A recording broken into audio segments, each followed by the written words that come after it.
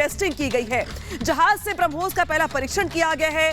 पहले परीक्षण में 100% सटीक निशाना लगाया गया है। स्वदेशी गाइडेड मिसाइल है ब्रह्मोस डिस्ट्रॉयर, जिसका टेस्टिंग किया गया है आज और सफल टेस्टिंग की गई है। यानी कि दुनिया देखेगी अब देश की ताकत, जहां पर ब्रह्मोस मिसाइल जो कि मेड इन इंडिया है, इसका आज टेस्ट किया गया है और 100% पहले परीक्षण में सटीक निशाना बैठा है इसका। लिहाजा ये अपने आप में बड़ी सफलता नौसेना की ओर से। और आईएनएस से ब्रह्मोस मिसाइल की टेस्टिंग की गई। तस्वीर आपकी टीवी स्क्रीन पर भी आ गई। देखिए किस तरीके से यहाँ पर आईएनएस से ये टेस्टिंग की गई है और 100% सटीक निशाना लगाया गया है, जो अपने आप में बहुत बड़ी बात और बहुत गर्व करने का मौका देशवासियों के लिए, जब मेड इन इंडिया ब्रह्मोस की मिसाइल की टेस्टिंग की गई है और सफल टेस्टिंग की गई है।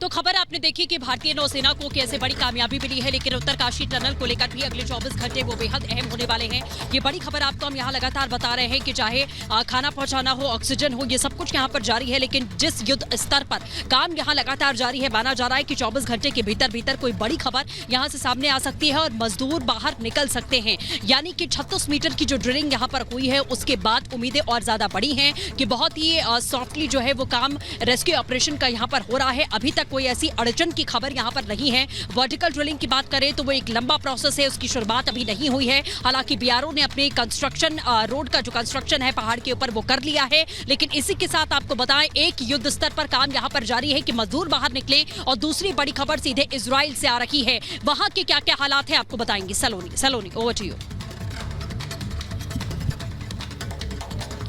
बिल्कुल सृष्टि, आप बता रही हैं कैसे 24 घंटे में वहां टनल से मजदूरों को निकाले जाने के लिए आए हैं और यहाँ 24 घंटे सीज फायर को लेकर इजराइल में क्या होता है, किस तरह से सीज फायर एक्ट किया जाता है और उस पर कैसे बंधकों की रिहाई होती है, उसको लेकर 24 घंटे बेहद अहम हो जाते हैं। और सीधे गाजा बॉर्डर से क्योंकि हम रिपोर्ट कर रहे हैं, मैं चाहूंगी एक बार तस्वीरें दिखा दें और उसके बाद बड़ी खबर आपको बताएंगे। देखिए सीज फायर की बात हो चुकी है, लेकिन क्योंकि अभी सेना को इन्फॉर्मेशन नहीं दी गई है कि कब से ये सीज फायर होगा, ऐसे में आप तस्वीरें देख पा रहे हैं, बम्बार्डमेंट लगातार हो रही है और अगले 24 घंटे में युद्ध विराम का समय आ जाएगा, तब तक लगातार बम्बार्डमेंट की जा रही। देखिए अमेरिका और मिस्र ने मध्यस्थता की है कतर के जरिए। कई दिनों से बातचीत का रास्ता खोलने की कोशिश हो रही थी और बातचीत के जरिए अब डील तय हो गई है। हमास की तरफ से भी बयान आया कि कई दिनों की बातचीत के बाद डील हुई है और ज्यादा बंधकों की रिहाई, तो युद्ध विराम का समय भी बढ़ेगा। यानी 50 की अभी बात हुई है, लेकिन जैसे जैसे एक दिन में अगर 10 बंधक रिहा होते हैं तो समय सीमा बढ़ सकती है। ये बात भी कही जा रही है, बड़ी जानकारी मिल रही है। वहीं बाइडेन का ये कहना है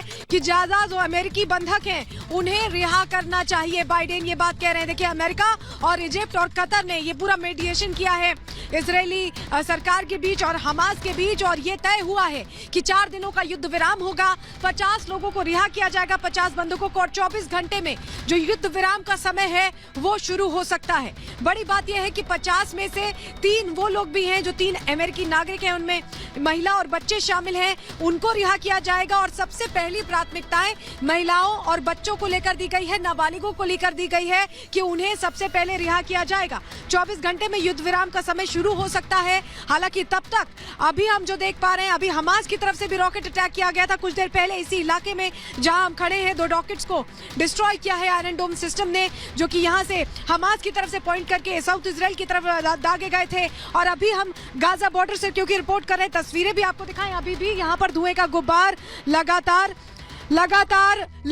ये तस्वीरें जो हम आपको दिखा रहे हैं बता रही हैं कि हमले हुए हैं इधर से भी। और एक और बड़ी खबर आपको बताएं, ज़िरौत इलाका जहां हम इस वक्त खड़े हैं, यहीं पर अभी कुछ देर पहले सायरन साउंड हुए हैं, यानी अलर्ट साउंड हुआ है। 2 रॉकेट्स हमास की तरफ से दागे गए थे जिसे आयरन डोम सिस्टम ने डिस्ट्रॉय किया है ट्रेस करके। ये बड़ी खबर आपको बता रहे हैं इस वक्त की।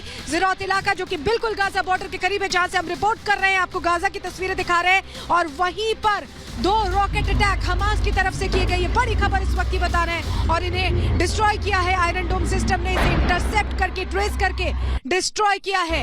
ये बड़ी खबर इस वक्त की और हमने खुद उसे महसूस किया, हमने खुद देखा कि कैसे दो रॉकेट्स आते हैं और पॉइंट करते हैं साउथ इजराइल की तरफ, ज़िरोत की तरफ, लेकिन सायरन साउंड होने से पहले पहले आयरन डोम सिस्टम उन तक पहुंचता है और उन्हें हवा में ही डिस्ट्रॉय कर देता है। ये बड़ी खबर, इस वक्त की बड़ी जानकारी जो हम आपके सामने रख रहे हैं। अभी भी लगातार हम हमले की आवाज सुन पा रहे हैं।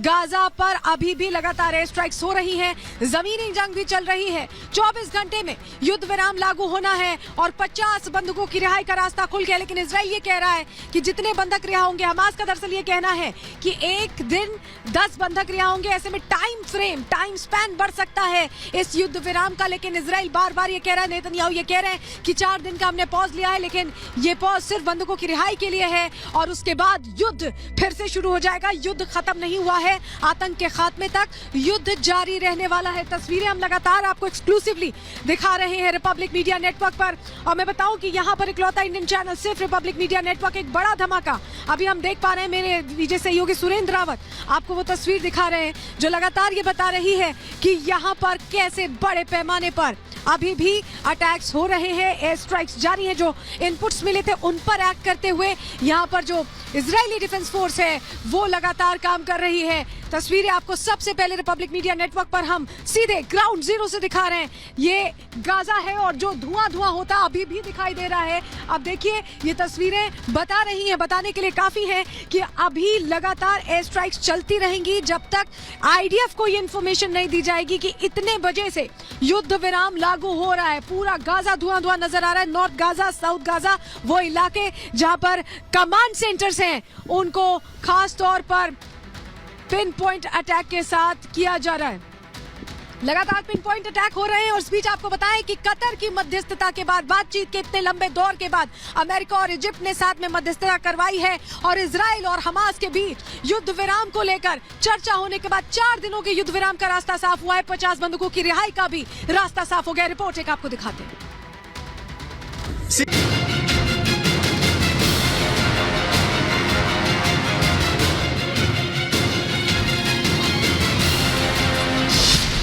बंधक डील पर लगी मुहर। 4 दिनों का सीज फायर तय। 50 बंधकों की होगी रिहाई। इजराइल भी छोड़ेगा कैदी। खत्म हुआ इंतजार।